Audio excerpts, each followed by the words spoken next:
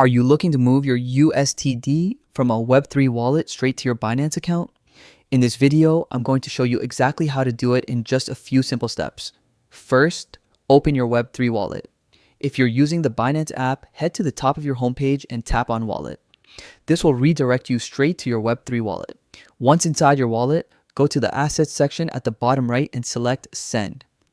Since we're transferring USTD to Binance, choose the option that says Transfer to Binance Exchange.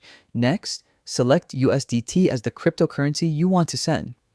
Decide how much you want to transfer. You can even tap max if you want to move all your funds. Then, click Continue. Now, take a moment to review the details, check the network fees, and confirm everything looks correct. Some transactions may be fee-free depending on your account and the network. Once you're sure, click Confirm to proceed.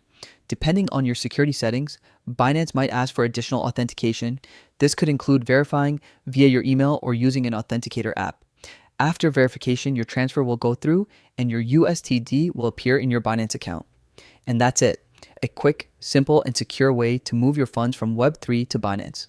If this helped you, don't forget to like the video and subscribe to NFD Info for more crypto tips and tutorials.